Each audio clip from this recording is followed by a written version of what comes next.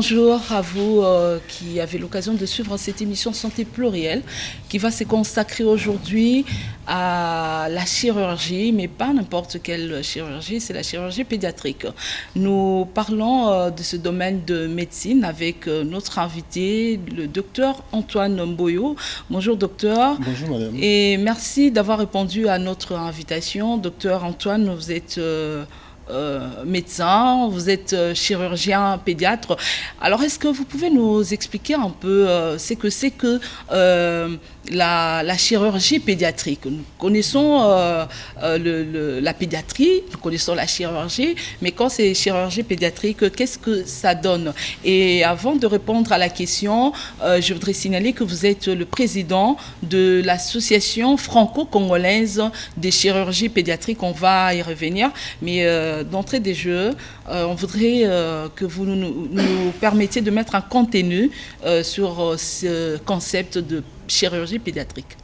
Voilà, je vous remercie d'abord de me recevoir dans votre émission qui me permettra un peu justement de répondre à votre question, c'est-à-dire quelle est la définition exacte de la chirurgie pédiatrique. Je suis, comme vous l'avez dit, président de l'association franco-congolaise de chirurgie pédiatrique qui regroupe des chirurgiens pédiatres français confirmés et de chirurgiens congolais en formation qui a pour but de venir implanter la chirurgie pédiatrique ici en RDC. Alors, la chirurgie pédiatrique est une chirurgie qui est très spéciale dans la mesure où elle s'occupe des bébés, des enfants de 0 à 15 ans. Et vous voyez bien que cette tranche d'âge est très large. Elle n'est pas du tout uniforme. Prendre en charge un bébé de 1 jour est tout à fait différent de la prise en charge d'un enfant de 10 ans ou d'un adolescent. Et en plus de cela, la particularité de la chirurgie pédiatrique, c'est surtout et avant tout, c'est la chirurgie, la pathologie malformative. Ce sont des enfants qui naissent avec des malformations et qu'il faut connaître vraiment avec détail, avec précision, et aussi la prise en charge médicale de ces enfants. Donc ça demande, compte tenu de la pathologie et compte tenu de la prise en charge et compte tenu de la spécificité des techniques chirurgicales, ça demande une formation qui est très complète, très précise. On ne s'improvise pas chirurgien pédiatre parce que nous prenons en charge des enfants qui ne savent pas s'exprimer. Donc il faut penser à leur place, connaître leur pathologie et choisir la démarche diagnostique et surtout chirurgicale adéquate.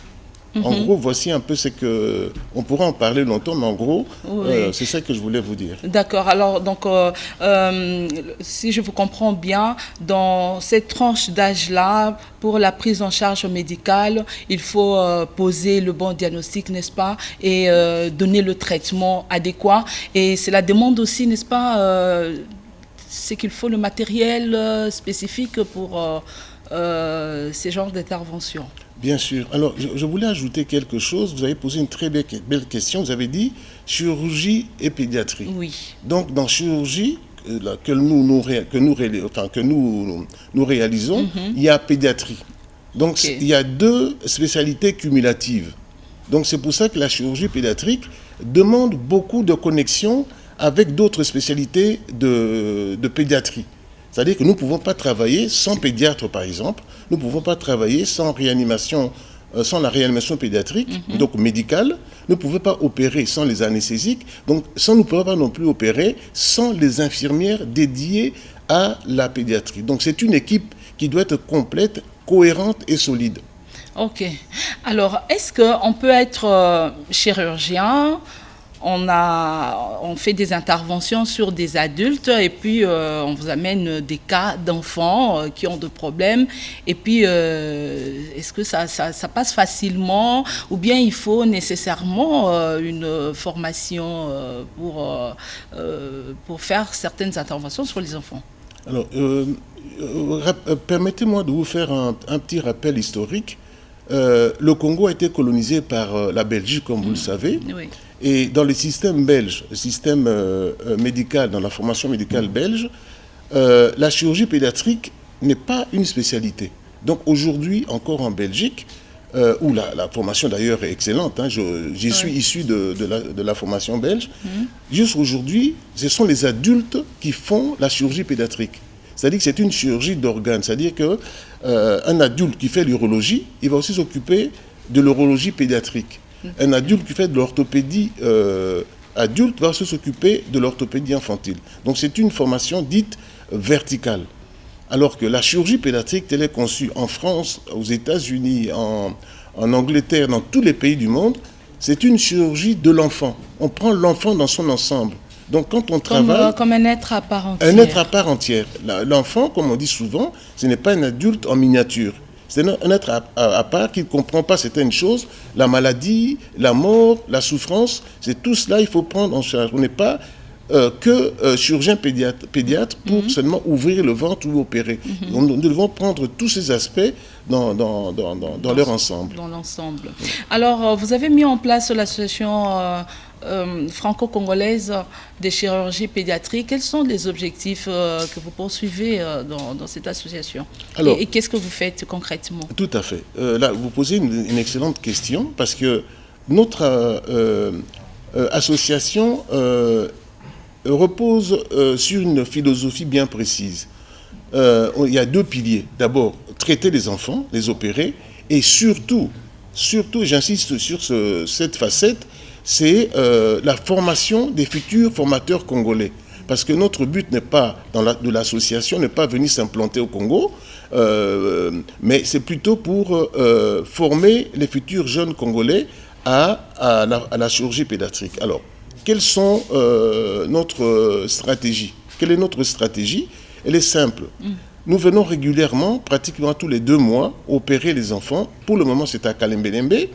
Nous faisons presque toutes les malformations, les malformations au niveau des organes génitaux, au niveau de l'abdomen, au niveau du thorax. Et nous suivons aussi le contrôle post-opératoire de ces enfants, parce qu'il ne s'agit pas seulement d'opérer et de repartir en Europe. Nous restons au moins 3 semaines, 1 mois après chaque opération pour le suivi. Ça, c'est capital, parce que qui dit chirurgie dit complications. Et le chirurgien qui dira qu'il n'a jamais de complications, je pense qu'il prend beaucoup de distance avec la vérité. Donc nous sommes des petits chirurgiens, donc on essaie quand même d'être là s'il y avait une complication. Ça, c'est la première chose. La deuxième chose, c'est la formation. Pendant que nous venons, nous faisons des conférences, et pour apprendre aux jeunes chirurgiens congolais qui voudraient embrasser la vocation de chirurgie pédiatrique, je dis bien c'est une vocation, oui. Et c'est vraiment une vocation, ça vous demande beaucoup de temps.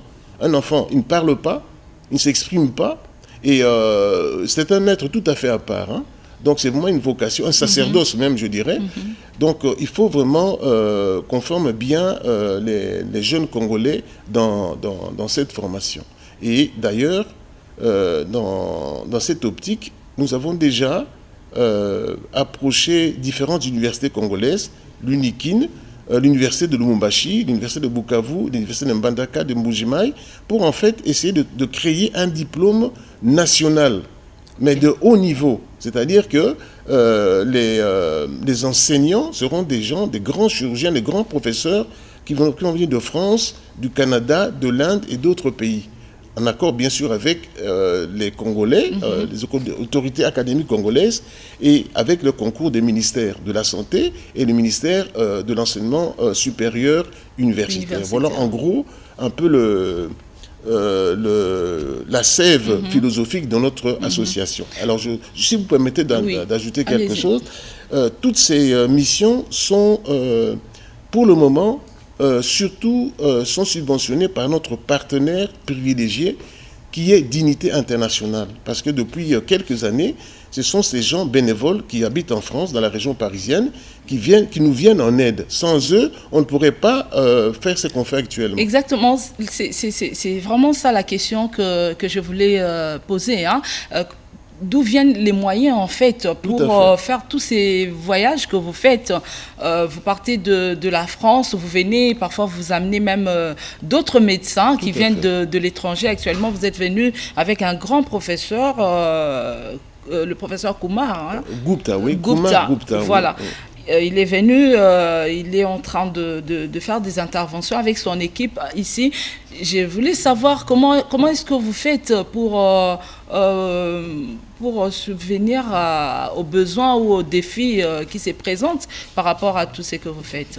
Alors, vous devez savoir, il faut vraiment remercier tous ces amis qui viennent de l'étranger, de France, comme le professeur Gupta de l'Inde.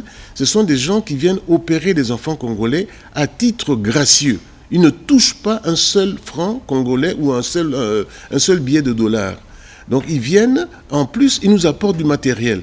De matériel consommable, du matériel, donc de ressources matérielles assez importantes, sans lesquelles on ne pourrait pas faire ces interventions qui, je vous le rappelle, sont tout à fait spécifiques à l'enfant. Donc qu'un adulte puisse faire la chirurgie pédiatrique en même temps, ça me paraît assez difficile. C'est très difficile. On peut toujours tout faire, mais n'oubliez pas que opérer un enfant par exemple d'un jour ou d'un an, on doit toujours penser, et ça c'est la particularité de la chirurgie pédiatrique, on doit penser à 10 ans, à 15 ans, 20 ans, 30 ans, quel sera l'avenir de cet enfant. Nous, quand on opère, même la cicatrice, j'ai vu des enfants opérés ici au Congo, on voit directement, ce n'est pas un chirurgien de l'enfant. Déjà, la façon de suturer, ça, ce n'est pas du tout comme ça qu'on doit suturer un enfant.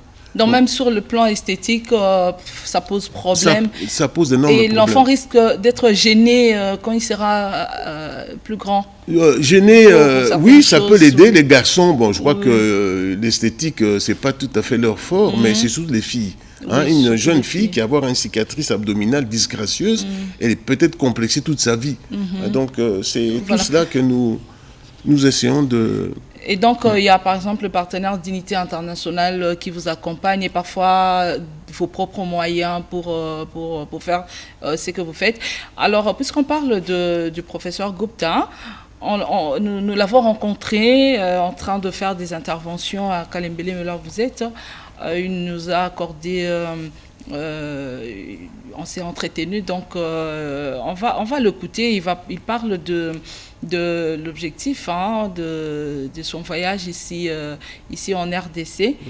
Il parle en anglais, heureusement vous étiez là pour interpréter. On va l'écouter puis on revient. Un anglais assez, oui, assez simple voilà. Quand même, c'est vrai. First of all, I wish to thank Professor Antonio Maboya, who is here. Aujourd'hui, nous avons surtout réalisé des cures d'hypospadias. Ce sont des enfants. D'autres, il y aura des malformations rectales, il y aura des malformations des intestins, il y aura des enfants qui ont des problèmes de différence de sexe. C'est une pathologie qui n'est pas du tout connue ici, dont la prise en charge n'est pas tout à fait bien faite au Congo. Alors, en ce qui concerne les interventions que nous avons faites aujourd'hui, c'est-à-dire les hypospadias, c'est une des malformations de la verge. Alors, il a très bien souligné, tous les cas que nous avons eus, en ce qui concerne cette pathologie, ce sont des cas qui ont déjà été opérés. Et comme les personnes qui les ont opérés ne connaissaient pas très bien la pathologie, nous devons faire des reprises. Et ces reprises sont des opérations complexes, accroît les difficultés de réparation. C'est-à-dire, si on les avait eues dès le début, en 1 heure ou 2 heures, on aurait réparé la verge de l'enfant. Mais comme ça a été, comme on dit, multi-opéré, ou ce qu'on dit maintenant, hypospade martyr, ils ont opéré plusieurs fois. Donc, il faut faire des greffes de peau, des greffes de la bouche. Donc, c'est relativement compliqué. Donc, c'est ça qui lui fait comprendre que la formation des chirurgiens pédiatres ici au Congo est capitale pour ne pas avoir des complications, voire même des catastrophes. Il est obligé de réparer pendant 4 heures, 5 heures, alors que s'il avait eu dès le début, c'est une opération qui aurait pu avoir peut-être 1 heure ou 2 heures. Et enfin, l'opération qu'il vient de faire maintenant, c'est une complication d'une simple circoncision. Même la circoncision, ce n'est pas on croit ici au Congo que c'est un acte anodin. Mais ça peut avoir des complications graves. Il vient d'opérer un enfant qui, suite à une circoncision survenue il y a 3 ans, on lui a coupé l'urètre et une partie du gland. Donc, cette réparation qui vient d'être faite par lui, ce n'est qu'un exemple qui doit vous montrer que c'est vraiment capital de faire une formation de chirurgie pédiatrique ici au Congo. Voilà, alors, docteur Antoine, le professeur, il a parlé, vous avez interprété. Lorsque nous sommes venus vous visiter pendant que vous étiez vraiment en plein travail, vous nous avez parlé de différents cas que vous rencontrez. Et d'ailleurs, l'enfant qui était en train d'être opéré, là, c'était une opération qui n'avait pas... je ne sais pas s'il faut dire qu'il n'avait pas réussi. En fait, une opération que vous avez reprise. Qu'est-ce qui s'est passé? Est-ce que vous nous expliquez? C'est des cas que vous rencontrez souvent. Alors, il faut être clair. Hein, je vous l'ai dit, on ne s'improvise pas chirurgien pédiatre. Ceux qui les ont opérés ont peut-être fait de leur mieux. Oui. Mais il est un fait que la plupart des interventions que nous faisons, pratiquement toutes, ce sont des reprises. C'est-à-dire que des enfants qui ont été opérés et les interventions n'ont pas été vraiment à la hauteur des espérances et surtout des parents. Donc on doit, dans ces cas-là, reprendre les interventions. Et les reprises en chirurgie, surtout en chirurgie pédiatrique, c'est toujours plus difficile. Parce que les tissus ne sont pas vierges. Il faut faire des manœuvres acrobatiques pour vraiment bien se positionner, pour bien arranger les tissus. Enfin bref, c'est assez plus compliqué. C'est-à-dire que une intervention qui aurait pris 1h30 si le tissu était vierge, à la reprise, ça peut prendre même 2 fois plus de temps. Donc ce n'est toujours avec des résultats quand même assez... Enfin, c'est une perte de chance pour l'enfant. D'accord. Et d'ailleurs, dans les différents cas là, je pense qu'on a vu un cas de reprise de... En fait, c'est... comment on appelle ça? Une circoncision, en fait, qui avait été peut-être mal faite. Comment est-ce que ça peut arriver qu'une opération...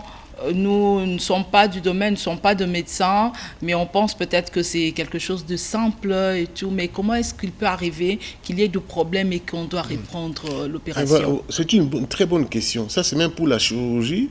Il n'y a jamais de petite chirurgie. Toute chirurgie est potentiellement dangereuse, surtout pour le malade. Donc le chirurgien qui dirait que moi j'opère, je n'aurai pas de complications, je pense qu'il n'est pas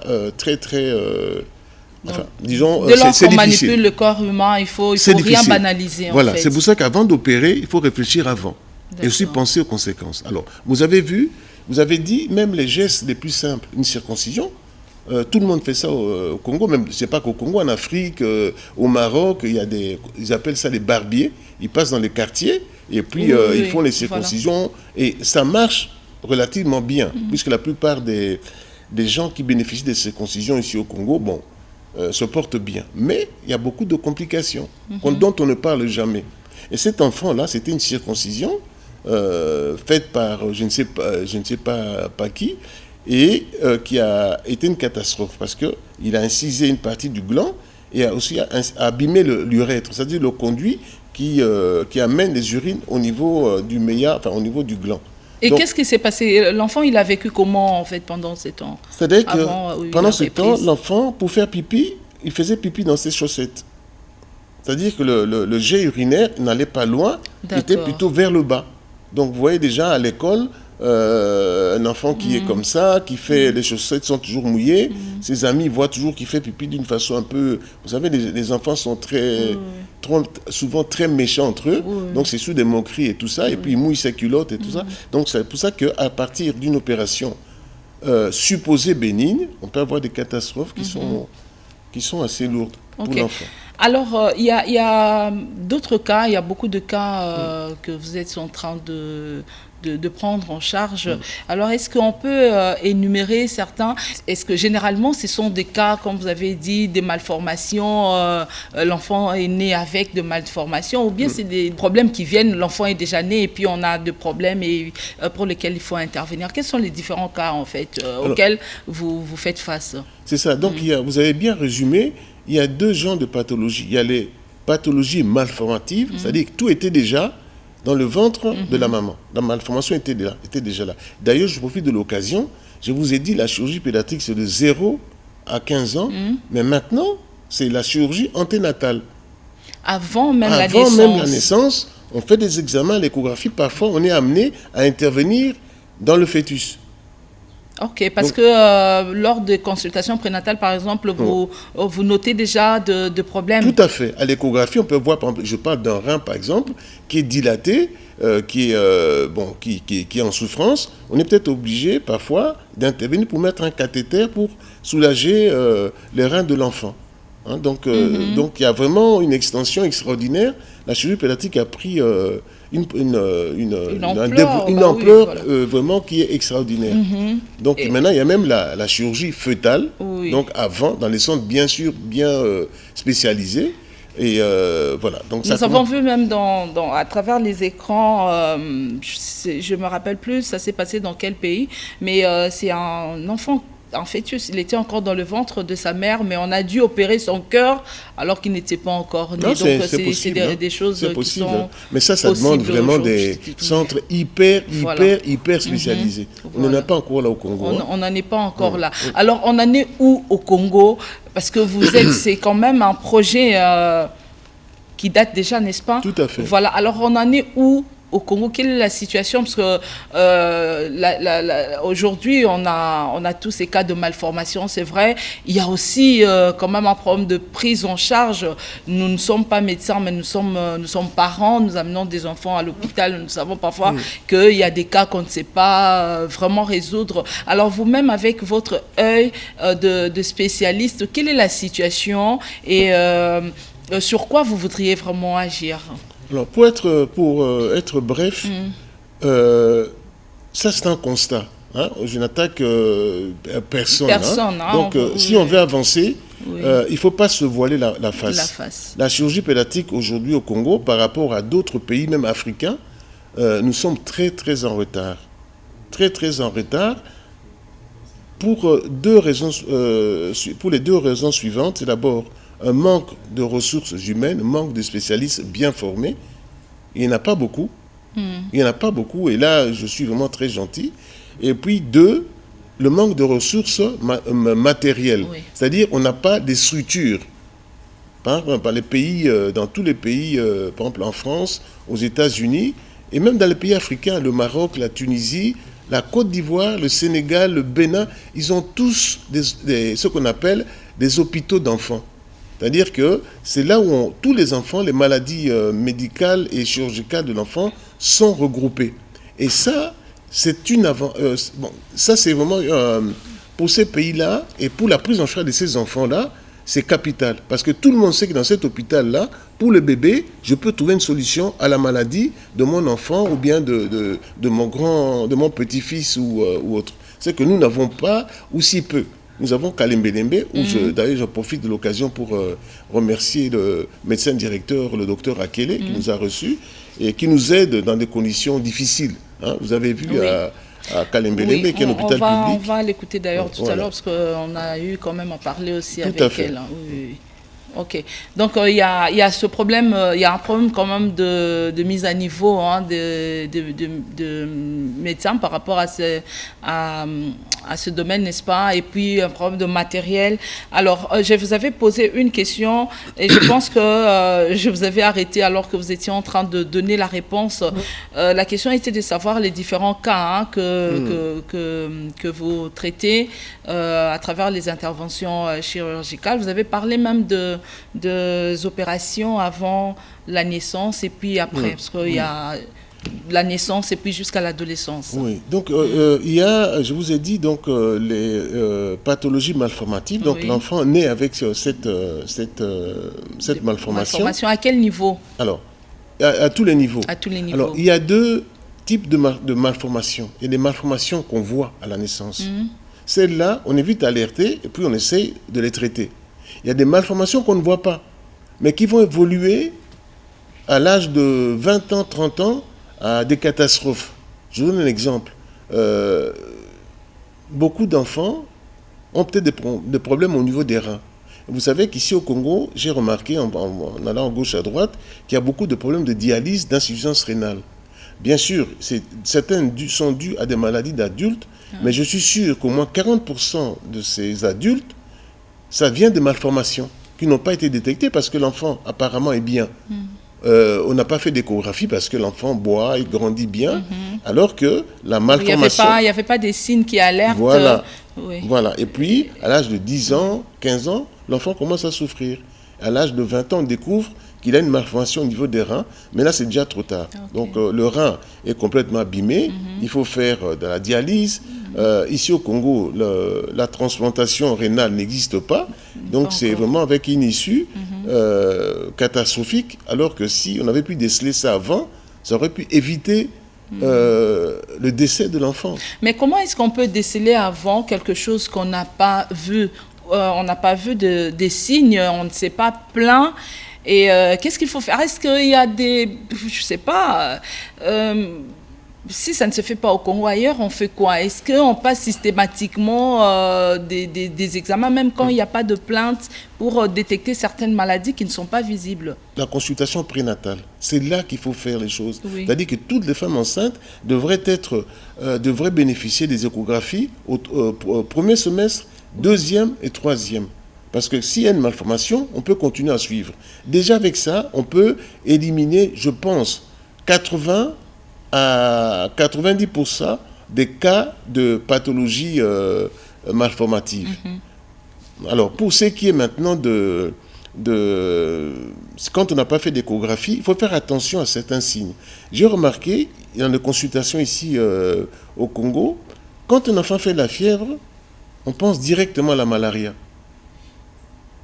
Or, toute fièvre n'est pas spécifiquement due à la malaria. Ça peut être une infection urinaire. Et ça peut se répéter. Et si on ne la soigne pas, si c'est une infection urinaire, si on ne la soigne pas, au bout de compte, il va perdre son rein ou même ses reins. Donc, il y a des signes d'appel, comme on dit, qu'un seul chirurgien pédiatre qui peut attirer son attention. Hein, ça demande une formation, mais vraiment solide, pour pouvoir vraiment reconnaître très très rapidement pourquoi cet enfant, c'est la chirurgie pédiatrique, il faut faire tel examen ou pas. Un enfant qui a mal au ventre, brutalement, ça peut être chose de grave. Un chirurgien pédiatre dit, voilà, il a 2 mois, il a 5 mois, c'est peut-être ça. Donc il faut lui faire une échographie ou une radio pour savoir, pour exclure cette pathologie. Okay. Notre problème, c'est de toujours, comme on dit, songer au pire et espérer le meilleur. Ça, c'est la vocation du chirurgien pédiatre. Et donc, avec la chirurgie pédiatrique, on espère une prise en charge médicale vraiment optimale de l'enfant. Optimale parce que c'est précoce. Chez l'enfant, comme dans la vie, quand on prend la bonne décision très tôt, on peut arranger la situation.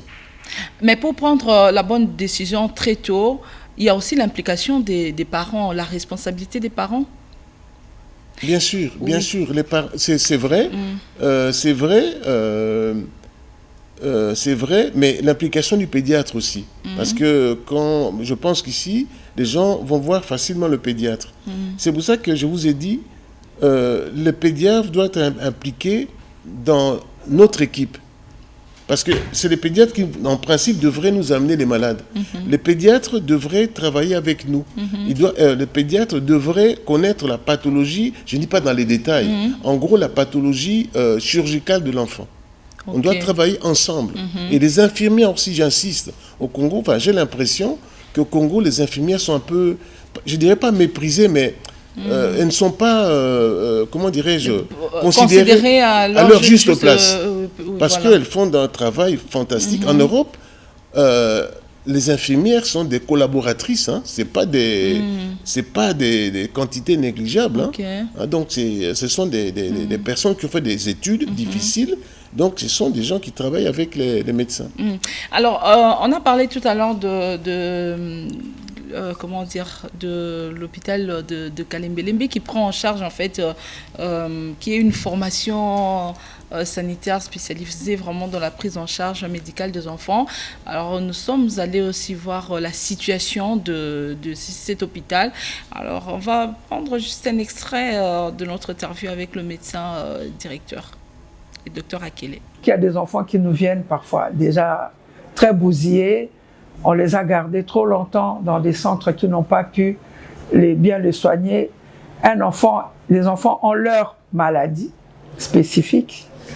Ce qu'on leur donne comme médicaments, certains on peut donner, d'autres on ne peut pas. Et ce qu'on donne, il y a des doses qu'on donne aux enfants. Il faut savoir quelles sont ces doses-là. Quand on ne les sait pas, on peut faire beaucoup plus de mal que de bien. Et donc, on a souvent des enfants qui viennent ici en très mauvais état, mais que nous réussissons, dans la plupart des cas, à guérir. Mais ça aussi, c'est un problème. Il faut que les gens sachent où aller directement quand les enfants sont malades. Donc ça, déjà, c'est un problème. Mais nous, on arrive quand même à faire pour le mieux, mais il y a encore beaucoup de choses à faire. Beaucoup. Parce que bon, nous, on travaille sur 141 lits. Et comme je vous dis, on n'a pas tous les moyens, on n'a pas tous les matériels. Parfois, il nous manque des médicaments, des produits anesthésiques, entre autres. Ça coûte très cher. Il y a des cas qui demandent des médicaments qui coûtent très cher aussi. Et quand les parents n'arrivent pas à payer, parfois nous-mêmes, nous sortons de l'argent pour acheter. Et de temps en temps, on a des gens de bonne volonté qui donnent quelques dons en médicaments, mais ça ne suffit pas. Pour la chirurgie, il y a des enfants qui vivent avec des problèmes qui peuvent être réglés très rapidement par une intervention chirurgicale et permettre aux enfants de mener une vie normale, mais par manque de moyens ou par manque de connaissances aussi des parents, ils laissent des enfants comme ça. Imaginez un enfant qui naît avec l'anus qui n'est pas perforé. On ne pourra même pas l'alimenter, parce que si on l'alimente, ça va sortir où? Le ventre va gonfler et puis ça va créer d'autres problèmes et cet enfant va mourir vite. Il y en a qui naissent avec d'autres malformations du tube digestif, où le tube digestif est coupé ou au milieu, ou alors des malformations des voies urinaires, qui fait que cet enfant ne peut pas bien uriner. Quand il ne peut pas bien uriner, les urines remontent vers le haut, ça abîme les reins, et c'est des enfants qui vont mourir. Il y a des malformations cardiaques, il y a tout ça là. Et donc, c'est pour montrer l'importance de faire ces campagnes pour aider tous ceux qui n'ont pas les moyens d'aller se faire traiter eux-mêmes. Ces interventions en temps normal, ça ne coûte pas moins de 1 500 $ et plus. Et quand nous faisons des campagnes, on le fait gratuitement pour ces enfants, mais comme je vous ai dit, il y a beaucoup de choses qui entrent en compte qu'il faut payer. Quand on fait ces campagnes, nos chirurgiens, nos infirmiers, les anesthésistes, ils opèrent plusieurs enfants par jour et ils sont là souvent de 8 heures, parfois jusqu'à 20 heures. Il faut aussi les nourrir parce que s'ils n'ont rien à manger, ils vont tomber en hypoglycémie pendant qu'ils sont en train d'opérer. C'est pour dire qu'il y a beaucoup de choses qui entrent en compte.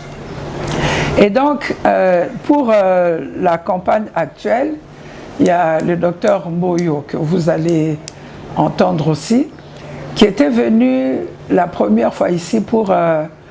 il nous avait aidé à opérer un enfant, une malformation assez complexe du tube digestif. Ces genres de malformations, quand on les opérait ici, tous ces enfants-là mouraient, en tout cas même à Kinshasa, même dans d'autres hôpitaux. Et le premier enfant qui a pu être sauvé avait été opéré ici par le docteur Mboyo qui était là par hasard, qui a opéré avec nos chirurgiens et qui ont sauvé cet enfant-là. Après, il est revenu au mois d'octobre, parce qu'on l'avait mis en lien avec les médecins sans vacances. Lui, il habite en France. Et il est venu pour opérer dans le cadre de Médecins sans vacances. Mais les Médecins sans vacances, quand ils envoient des gens ici, comme je vous ai dit, depuis Covid, ils n'envoient plus des médecins étrangers. Mais le docteur Mboyo, fils du pays, s'est dit que lui, la Covid n'a rien à voir avec lui. C'est comme ça qu'il avait accepté de venir en octobre.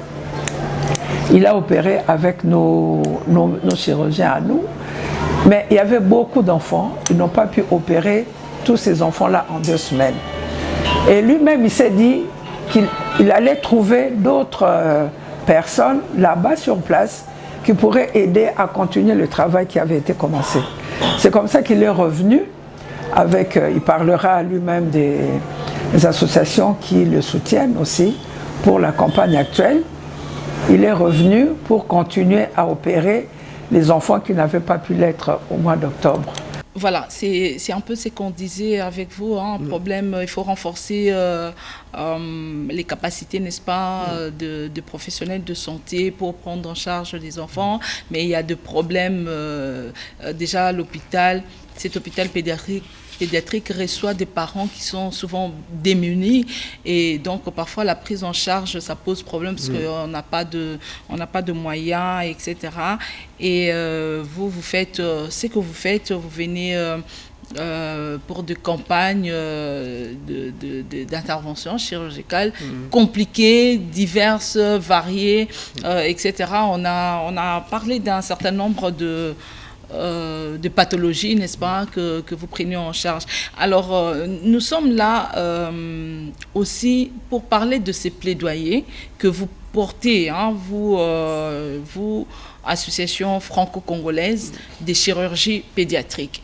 Alors, ces plaidoyers, justement, pour que vous ayez, pour que la RDC dispose des médecins chirurgiens pédiatres. Alors, où est-ce que vous en êtes avec toutes les démarches que vous menez et où est-ce que vous voudriez arriver, en fait? Voilà la question, oui. Alors, pour commencer, je voudrais rappeler une vérité qui est tout à fait simple. Rappeler à tout le monde, à tous les Congolais, que la prise en charge des enfants congolais, ce n'est pas le problème des Indiens, des Français, des Espagnols. Ce sont les médecins congolais qui doivent prendre et qui prendront qui vont améliorer la santé des enfants congolais. Oui. Ça, c'est la première chose. La deuxième chose, c'est que actuellement la situation est difficile. Je dis quand c'est difficile, c'est un euphémisme. On manque un peu de tout. Ressources humaines, c'est-à-dire des chirurgiens pédiatres bien formés et de ressources humaines. On n'a pas le matériel qu'il faut. Même pour les sutures, les sutures pour les enfants, je n'en ai pas retrouvé ici à Kinshasa. On a dû les importer de l'Inde, de France ou du Canada. Et ces fils, ces équipements coûtent très très cher.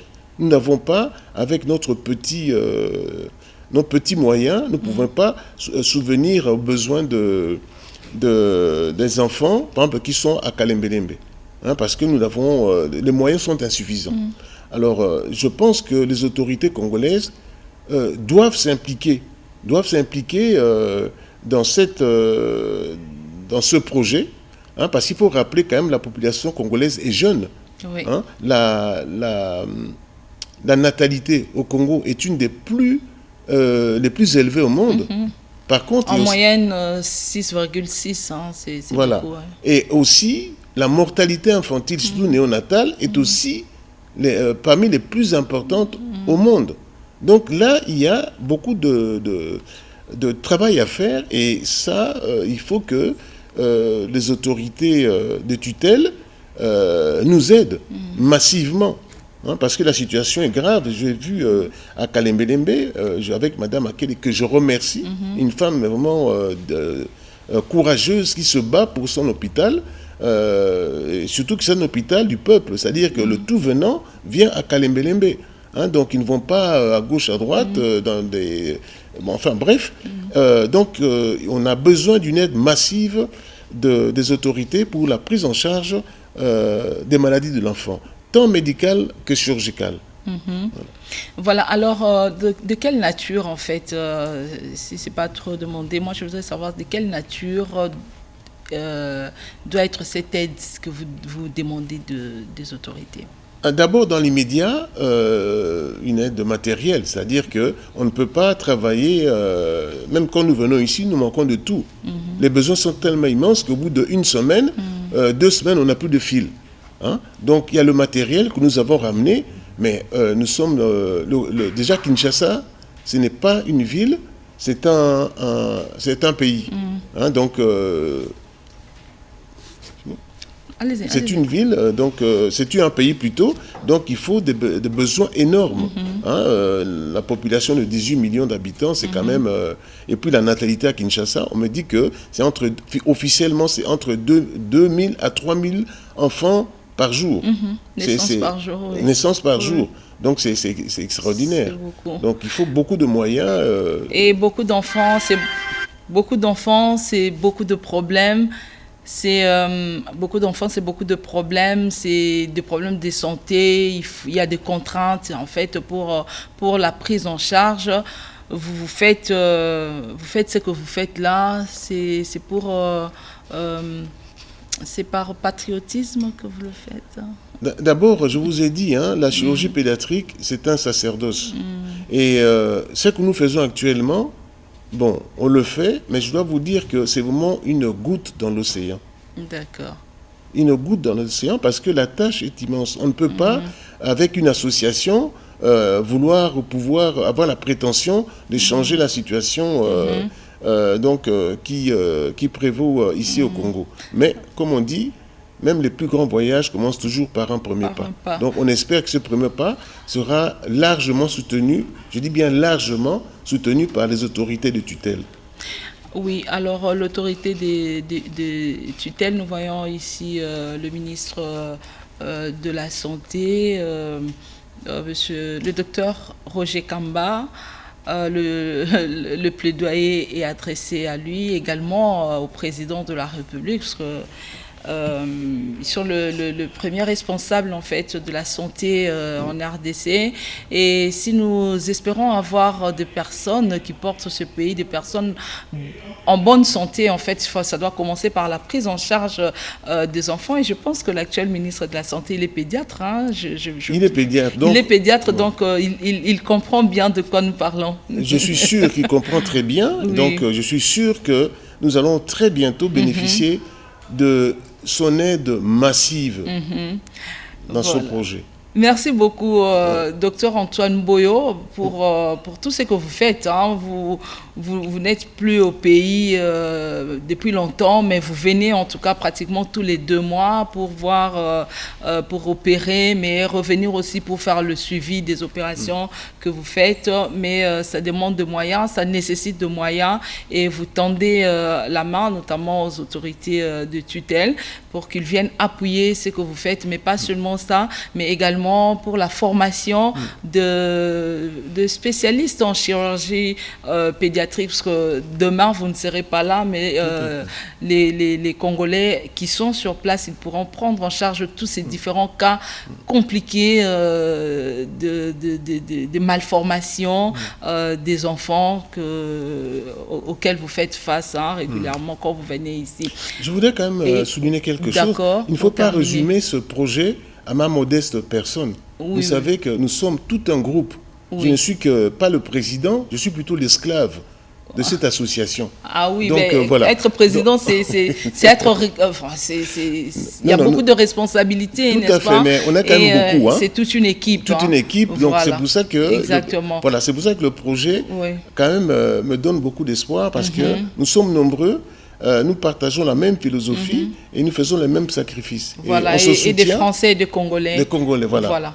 Mais vraiment, les bénéficiaires, c'est les enfants congolais notamment, n'est-ce pas? Nous faisons tout ça pour l'intérêt supérieur de l'enfant congolais. Voilà, donc quand je vous dis merci, je vois toute l'association, je vois tous ceux qui sont derrière vous, et je vois aussi tous ceux qui viennent à travers vous, comme le professeur Gupta qui est venu de l'Inde, et d'autres aussi qui viennent. Voilà le message, je pense que le message est passé. Nous voulons avoir des enfants en bonne santé.